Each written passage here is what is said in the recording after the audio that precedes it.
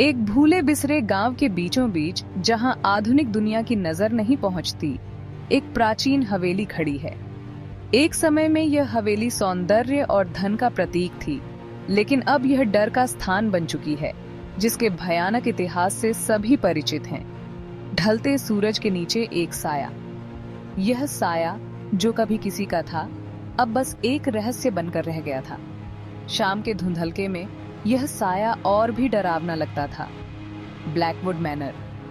गांव वाले इसका नाम जानते थे। यह नाम उनके लिए डर और रहस्य का प्रतीक था। वे इसे दूर से ही देखते थे, कभी पास जाने की हिम्मत नहीं करते थे। इसे ऐसे बुदबुदाते थे जैसे कोई बद्दुआ हो। उनके चेहरों पर डर साफ झलकता था। वे इसे लेकर कहानियां सुनाते थे, कहानियां जो पीढ़ी दर पीढ़ी चली आ रही थी। इसकी खिड़कियां खाली आंखों की तरह नीचे बसे गांव को देखती थीं। ये खिड़कियां, जो कभी जीवन से भरी थीं, अब बस एक ठंडी निगाह से सब कुछ देखती थीं। हमेशा देखती रहती थीं, कभी नहीं झपकती थीं, जैसे वे किसी की प्रतीक्षा कर रही हों, किसी को ढूंढ रही हों। जीर्ण शीर्ण छज्जों से हवा सीटी बजाती हुई गुजरती थी। ये हवा, जो कभी ताजगी लाती थी, अब बस एक डरावनी आवाज बनकर रह गई थी। एक दर्द भरी आवाज, जैसे भुला दिए गए लोगों की चीखें हों। ये आवाज, जो कभी किसी की पुकार थी, अब बस एक भूतिया गूंज बनकर रह गई थी। आईवी मोटी और गहरी इसकी दीवारों से चिपकी हुई थी, जैसे यह घर को अपने आगोश में ले रही हो। यह आईवी, जो कभी सजावट थी, अब बस एक डरावनी चादर बनकर रह गई थी। उन रहस्यों को छुपा रही थी जिन्हें दफन ही रहना बेहतर था। ये रहस्य, जो कभी किसी के जीवन का हिस्सा थे, अब बस एक भूतिया कहानी बनकर रह गए थे। यह एक ऐसा घर था जिसका इतिहास था। यह इतिहास, जो कभी गौरवशाली था, अब बस एक डरावनी कहानी बनकर रह गया था। एक ऐसा इतिहास जो खून और फुसफुसाहट में लिखा गया था। यह इतिहास, जो कभी किसी की जिंदगी का हिस्सा था, अब बस एक भूतिया कहानी बनकर रह गया था। 4 बहनें उस घर में रहती थीं। एक समय जवानी की मिसाल, अब बेचैन कर देने वाली खूबसूरती की आकृतियां। उनके नाम समय के साथ खो गए, केवल फुसफुसाहट बाकी रही। फुसफुसाते हुए उनके मनमोहक आकर्षण की बात करते थे, और वह अंधेरा जो उनसे चिपका हुआ था।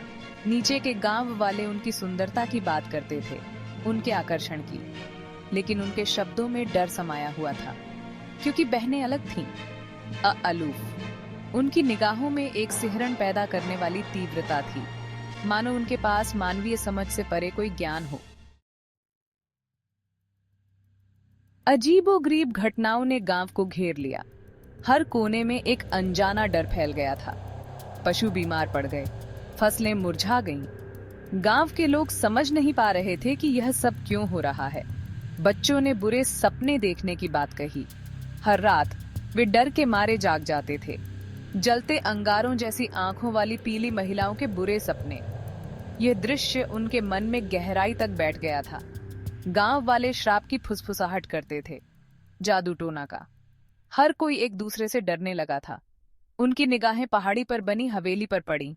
यह हवेली हमेशा से रहस्यमयी मानी जाती थी, और चारों बहनें जो उसके भीतर रहती थीं, वे हमेशा से अलग थलग रहती थीं। डर एक शक्तिशाली हथियार था। यह लोगों के दिलों में गहराई तक बैठ गया था। यह जंगल की आग की तरह पूरे गांव में फैल गया। हर कोई अपनी जान बचाने के लिए भाग रहा था। बहनें, जो कभी प्रशंसा की पात्र थीं, संदेह की शख्सियत बन गईं। लोग अब उन पर शक करने लगे थे।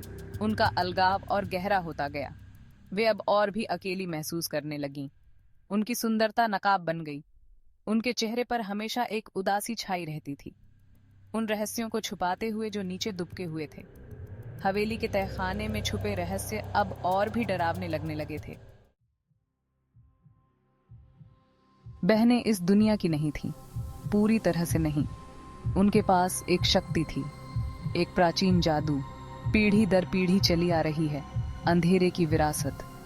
वे रात के सन्नाटे में इकट्ठा हुए, हवेली के सड़ते हुए दिल में, मंत्रों को फुसफुसाते हुए चांद की शक्ति को नीचे खींच रहे हैं। वे एक गुप्त समूह थे, खून और महत्वाकांक्षा से बंधे। उनके अनुष्ठान ईशनिंदा थे, प्राकृतिक व्यवस्था का उल्लंघन। वे शक्ति चाहते थे, अमृता, और वे कोई भी कीमत चुकाने को तैयार थे। कुछ भी त्याग दो अपनी इच्छाओं को प्राप्त करने के लिए। भाग 5। खून और चांदनी में एक समझौता। बहनें अनंत यौवन के लिए तरसती थीं। वे हमेशा के लिए सुंदरता चाहती थीं, जीवन और मृत्यु पर अधिकार के लिए। वे शक्ति की खोज में थीं। उन्हें एक निषिद्ध ग्रंथ में अपना उत्तर मिला, एक पुरानी किताब में, हवेली की आंतों में गहराई में छिपा हुआ है, एक गुप्त स्थान में।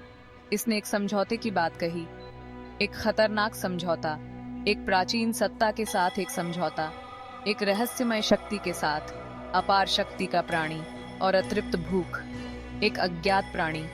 रक्त चंद्रमा की पीली रोशनी के तहत उन्होंने अनुष्ठान किया, एक गुप्त अनुष्ठान।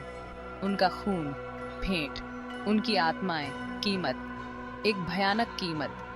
चारों ओर काली ऊर्जा छटक रही थी। धरती कांप उठी। सब कुछ बदल गया और इकाई ने उत्तर दिया, एक गूंजती आवाज में।